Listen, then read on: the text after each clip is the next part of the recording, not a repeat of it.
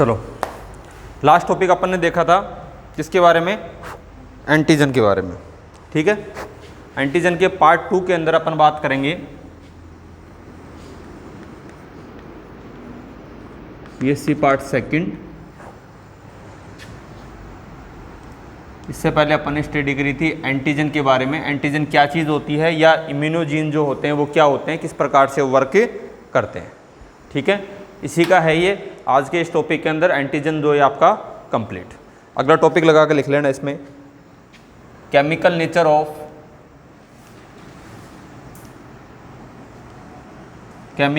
Of antigen. Antigen को represent करते हैं किससे अपन, एजी से। लिखना इसमें, यह एक कॉम्प्लेक्स एवं लार्ज साइज मॉलिक्यूल्स होते हैं। कैसे होते हैं ये, कॉम्प्लेक्स मॉलिक्यूल्स होते हैं और उनकी जो साइज होती है वो क्या होती है, बड़ी होती है। यह जनरली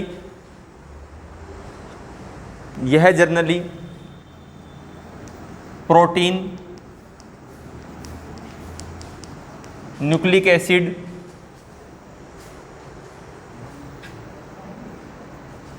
लाइपोप्रोटीन, ग्लाइकोप्रोटीन एवं पॉलीसैकेराइड के बने होते हैं।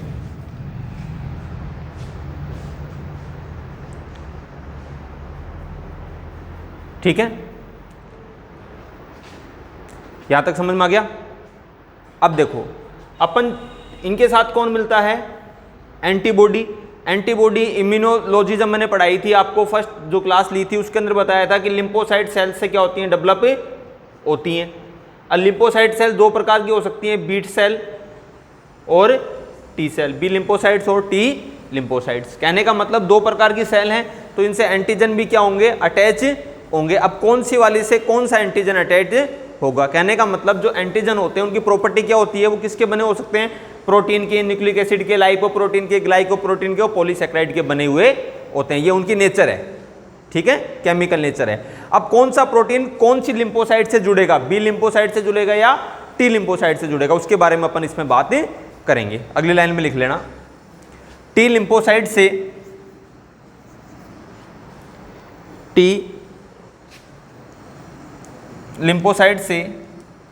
सामान्यतः प्रोटीन एंटीजन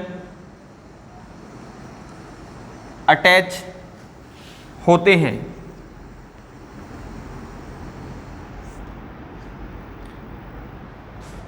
यानी यहां पे जो टी सेल है इससे कौन से एंटीजन जुड़ते हैं, सामान्यतः आपकी जो प्रोटीन, जिनकी नेचर क्या हो, प्रोटीन हो। कहने का मतलब इसमें से ये जो है ना, ये प्रोटीन वाले, ये किससे जुड़ जाते हैं, टी सेल से जुड़ जाते हैं या इनसे एंटीजन रिएक्शन को प्रदर्शित करते हैं। बाकी के बच गए कौन से, बी लिम्फोसाइट। तो इसके अलावा जितने भी बच गए, चाहे वो न्यूक्लिक एसिड फॉर्मेशन में हो, पॉलीसैकेराइड में हो, ये सब किससे अटैच हो जाते हैं, बी लिम्फोसाइट सेल से अटैच हो जाते हैं या रिएक्शन को प्रदर्शित करते हैं। अगली लाइन में लिख लेना, बी लिम्फोसाइट से बाकी बचे हुए एंटीजन कौन कौन से बच गए, न्यूक्लिक एसिड वाले, लाइपोप्रोटीन वाले, ग्लाइकोप्रोटीन और पॉलीसैकेराइड वाले। बाकी बचे हुए एंटीजन रिएक्शन को प्रदर्शित करते हैं।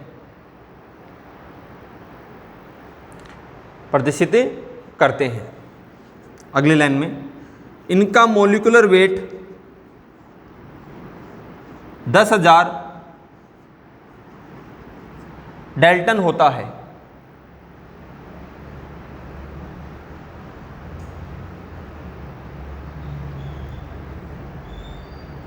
ठीक है,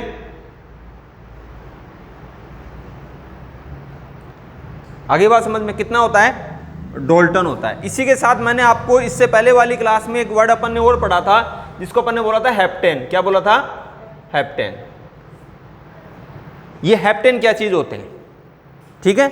होने को ये भी क्या होते हैं, एक प्रकार से एंटीजन मॉलिक्यूल्स ही बोल सकते हो आप इनको। क्या होते हैं? एंटीजन मॉलिक्यूल्स ही होते हैं। एंटीजन जो मॉलिक्यूल्स होते हैं उनका मेनली प्रॉपर्टीज क्या होती है? इम्यूनोजेनेसिटी को उत्पन्न करना, ठीक है। बट ये जो हेप्टेन होते हैं ना, ये डायरेक्टली इम्यूनोजेनेसिटी को उत्पन्न नहीं कर पाते। बात समझ में आई? ये कोई बॉडी, ठीक है, बॉडी में कोई एंटीजन आया, क्या डेवलप होगी? इम्यूनोजेनेसिटी, कहने का मतलब डेवलपमेंट ऑफ एंटीबॉडी। तो यहाँ पर क्या डेवलप होगी? एंटीबॉडी। कोई एंटीजन मॉलिक्यूल्स आया, किसको डेवलप करेगा? एंटीबॉडी को डेवलप करेगा। ये तो एंटीजन की प्रॉपर्टी है, यहाँ तक समझ में आता है, कोई दिक्कत नहीं है। मैं बात कर रहा हूँ हेप्टेन की। किसकी बात कर रहा हूँ? हेप्टेन की। ये भी होते हैं किस प्रकार के? एंटीजन की। काम तो इनका भी रोग फैलाना होता है, बट ये डायरेक्टली एंटीबॉडी को उत्पन्न नहीं कर सकते। कहने का मतलब यहाँ पर कोई मॉलिक्यूल्स आया हेप्टेन, तो वो डायरेक्टली एंटीबॉडी को उत्पन्न नहीं कर पाता। वो क्या करता है? सेल में उपस्थित जो प्रोटीन मॉलिक्यूल्स हैं, कौन से? प्रोटीन मॉलिक्यूल्स, इनके साथ क्या होता है? अटैच हो जाता है, और इसके पश्चात किसको एक्टिव करता है? एंटीबॉडी को उत्पन्न करता है। आगे बात समझ में? क्यों कर पाता है ऐसा? क्योंकि इसका जो मॉलिक्यूलर वेट होता है इस 10,000 डाल्टन से कम होता है। कहने का मतलब वह एंटीजन जिनका मॉलिक्यूलर वेट 10,000 डाल्टन होगा वही एंटीबॉडी को उत्पन्न करने के लिए सक्षम होंगे। यदि इनका मॉलिक्यूलर वेट इससे कम होगा तो वो डायरेक्टली एंटीबॉडी को उत्पन्न नहीं कर पाएंगे। वो क्या करेंगे? किसी साथ वाले को पकड़ेंगे और फिर उसको एक्टिव करेंगे। भाई कहने का मतलब एक पहलवान है, पहलवान आया, उसको लड़ाई करनी है, वो घुस गया सीधा रिंग के अंदर कि आजा भैया, कोई टेंशन वाली बात नहीं, देख लूँगा कौन कौन आ रहा है लड़ने के लिए। अब दूसरा क्या है कि मान लो कोई दूसरा आदमी है, अब वो क्या है, डायरेक्ट तो खुद तो लड़ नहीं सकता, तो वो क्या करेगा? पहले 2-4 का गुट बनाएगा, और यार वो तो नया बोलो, तो बोलो चल भाईला आज सल्टा देंगे काम भी को, तो 2-4 को इकट्ठा करेगा। वो 2-4 को इकट्ठा करने के बाद क्या करेगा? वो लड़ाई करने के लिए जाएगा। तो ये जो हेप्टेन भाई साहब होते हैं, ये सेम उसी प्रकार से कार्य करते हैं। ये खुद नहीं कर पाते, पर ये क्या करते हैं? जब प्रोटीन मॉलिक्यूल के साथ ऐड हो जाते हैं तो किसको डेवलप करते हैं? ये एंटीबॉडी के प्रोडक्शन को डेवलप करते हैं। आगे बात समझ में? यहाँ तक अगले लाइन में लिख लेना। हेप्टेन डायरेक्टली इम्यूनोजेनिसिटी को उत्पन्न नहीं कर पाते हैं, परंतु यह प्रोटीन मॉलिक्यूल्स के साथ बाइंड होकर इम्यूनोजेनेसिटी को उत्पन्न करते हैं, उत्पन्न करते हैं। अगली लाइन में एक स्टार लगा के लिख लेना। हेप्टेन का मॉलिक्यूलर वेट 10,000 डाल्टन से कम होता है।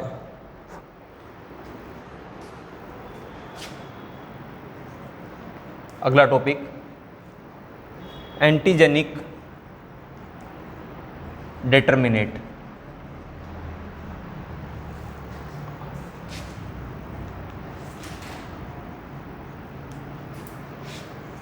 एंटीजेनिक डिटर्मिनेट समझाया हुआ है, हालांकि पहले ये थोड़ी बची है इसके अंदर।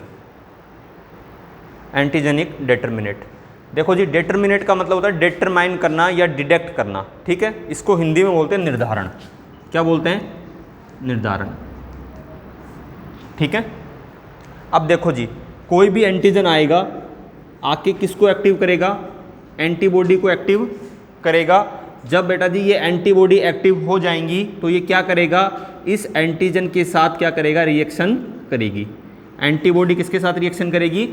एंटीजन के साथ रिएक्शन करेगी। कहने का मतलब कोई ना कोई साइट इसमें ऐसी होनी चाहिए जो कि एंटीबॉडी मॉलिक्यूल से जुड़ जाए, क्योंकि ये दोनों ही अपने आप में कॉम्प्लेक्स मॉलिक्यूल्स होते हैं, या फिर ये बोल सकते हैं केमिकल जो बॉन्डिंग होती है वो इसमें प्रदर्शित होती है, ठीक है। तो इसका वह स्थान जो एंटीबॉडी से मिलेगा क्या कहलाएगा? बताया हुआ है पहले, एपिटोप। क्या कहलाएगा? एपिटोप। और इस वाला वह स्थान जो इससे मिलेगा क्या कहलाएगा? पैराटोप। आगे बात समझ के अंदर, जैसे कि ये कोई एंटीबॉडी है, मैंने बताया था एंटीबॉडी की संरचना कैसी होती है? बी आकार की। यहाँ पर वह स्थल है जो कि किससे जुड़ेगा? एंटीबॉडी से जुड़ेगा। अब मान लीजिए ये एंटीबॉडी है, क्योंकि एंटीबॉडी का कोई भी फिक्स आकार नहीं होता है। इसके अंदर ये वाला जो स्थान है ये किसके साथ जुड़ जाएगा, इसके साथ जुड़ जाएगा। कहने का मतलब ये एंटीजन और ये एंटीबॉडी, ठीक है। तो एंटीजन का वह स्थान जो एंटीबॉडी से जुड़ रहा है क्या कहलाएगा, एपिटोप, और इसका वह स्थान जो एंटीजन से जुड़ रहा है क्या कहलाएगा, पैराटोप। क्लियर है। यही क्या होते हैं, एंटीजेनिक डिटर्मिनेट साइट या डिटर्मिनेट होते हैं, ठीक है। लिख लेना इसमें, एंटीजन मॉलिक्यूल्स के ऊपर कुछ स्पेसिफिक साइट पाई जाती हैं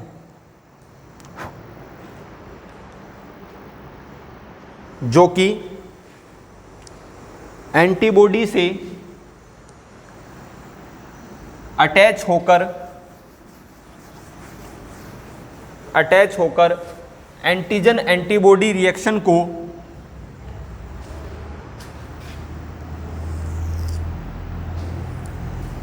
प्रदर्शित करती हैं।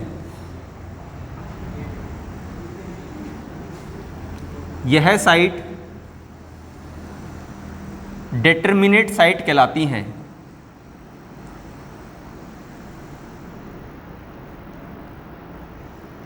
एवं इन्हें एपिटोप कहते हैं।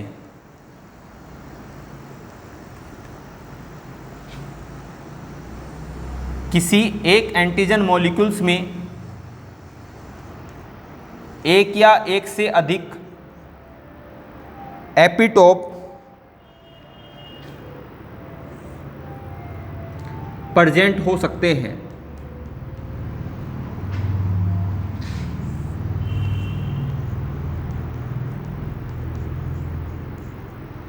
ठीक है, यहां तक समझ में आ गया। अब ये किससे जुड़ेंगे अपने,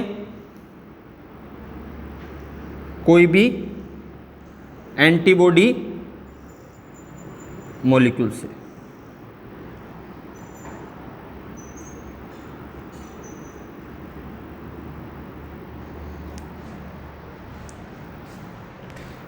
तो ये जो है ये तो क्या है, एंटीजन मॉलिक्यूल्स, और ये क्या है, एंटीबॉडी मॉलिक्यूल्स।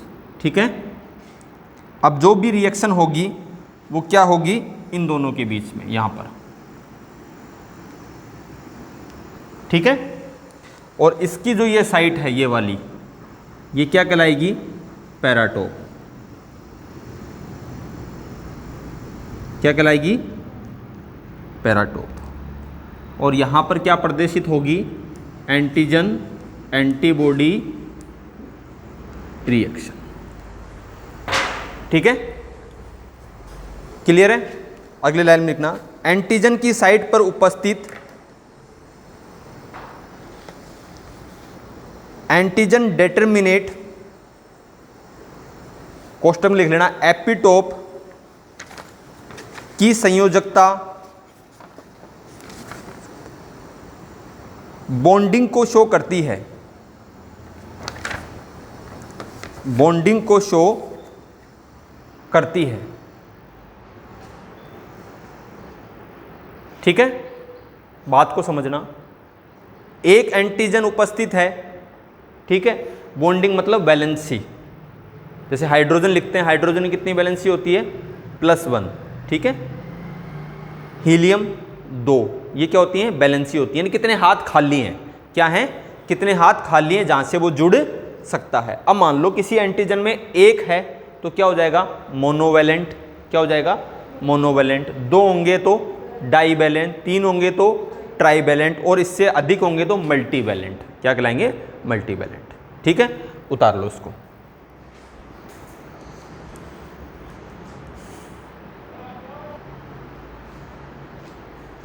चलिए अगली लाइन के अंदर लिखना, डिटरमिनेट साइट या वैलेंसी के आधार पर एंटीजन को निम्न भागों में बांटा जा सकता है। निम्न भागों में बांटा जा सकता है। नंबर 1 लिख लेना, मोनोवैलेंट। मोनोवैलेंट इसमें डिटरमिनेट साइट कितनी होती हैं? एक। इसमें डिटरमिनेट साइट, या डिटरमिनेट साइट का दूसरा नाम क्या है? इसका दूसरा नाम क्या है? अरे हद हो गई, क्या नाम है इसका दूसरा? एपिटोप। क्या है? एपिटोप। तो कंफ्यूज क्यों हो रहे हो? तो इसमें कितने एपिटोप प्रेजेंट होंगे मोनोवैलेंट में? एक। कितने होंगे? एक। तो ये कौन सी हो जाएगी? मोनोवैलेंट। कहने का मतलब ये एक भाग से ही किसी एंटीबॉडी से जुड़ सकती है। ठीक है, क्या लिखा आपने इसके अंदर? डिटरमिनेट साइट या एपिटोप की संख्या कितनी होती है? एक होती है। ठीक है, अब इसके लिए थोड़ी सी जगह छोड़ देना इसको बनाने के लिए, बाद में एक साथ उतार लेना। दूसरा है बाई वैलेंट। इसकी थ्योरी नहीं लिखाऊंगा मैं, आप खुद लिखेंगे। By valent. बाई वैलेंट में कितने होंगे जी? बाई मतलब दो। बाई मतलब दो। तो कितने एपिटोप प्रेजेंट होंगे? दो। यानी डिटरमिनेटेड साइट कितनी प्रेजेंट होंगी? दो।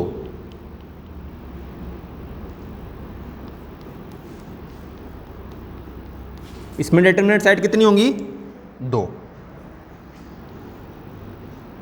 एक तो एपिटोप ये, और एक एपिटोप ये। क्लियर है? यहां तक समझ में आता है? तीसरा है ट्राईवैलेंट। क्या है? ट्राईवैलेंट। ट्राई का मतलब 3। तो कितने एपिटोप बना दूं? 3। चलो कहां का बना दूं? एक तो यहां बना देते हैं, ये लो। ठीक है, एक यहां, और एक बताओ कहां बना, ऊपर या नीचे? मैं कड़े बना तो गुरुजी मानने के फर्क पड़ रहे। ऐसा ही है क्या? ये लीजिए जी, कितने हो गए? 3।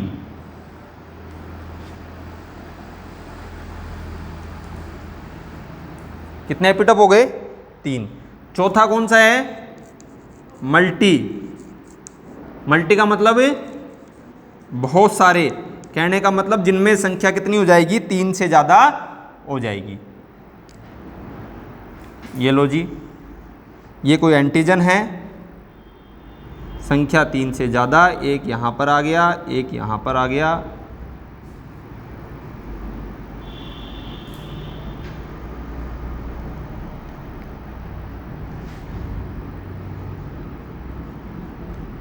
More than 3 site of epitope. ठीक है,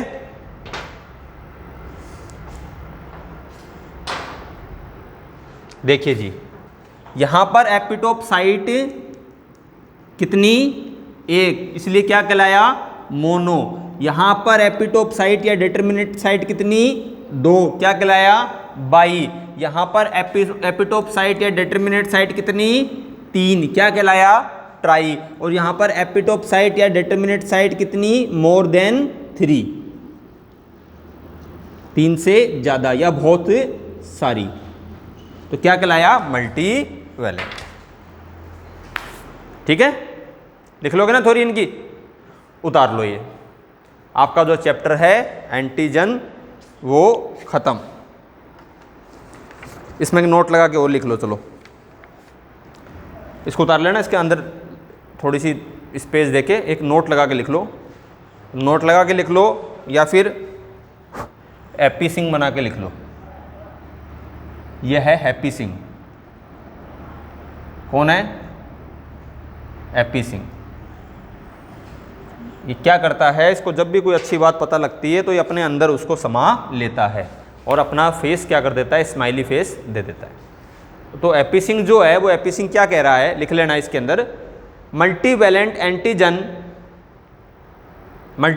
एंटीजन डेटर्मिनेट साइट होने के कारण कुछ एंटीजन ज़्यादा रिएक्टिविटी को प्रदर्शित करते हैं। देखो जी एक बात बताओ, इस भाई साहब के पास साइट कितनी है, इस वाले के पास एक, तो कहने का मतलब एक ही प्रकार के एंटीबॉडी से जुड़ पाएगा या एंटीबॉडी के एक स्थान पर जुड़ पाएगा, है ना, एक ही एंटीबॉडी जुड़ पाएगी ना इससे। यहाँ पर कितनी जुड़ पाएंगी, 2, यहाँ पर 3, यहाँ पर 3 से बहुत ज़्यादा।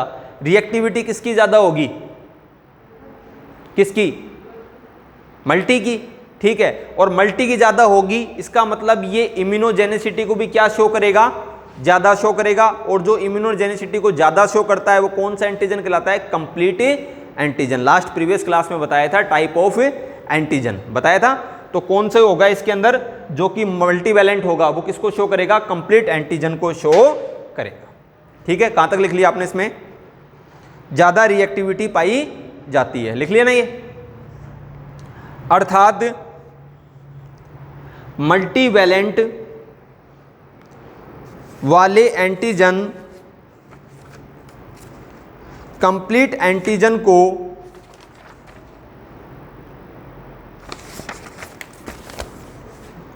प्रदर्शित करते हैं। लो जी, कंप्लीट हो गया, उतार लो इसको।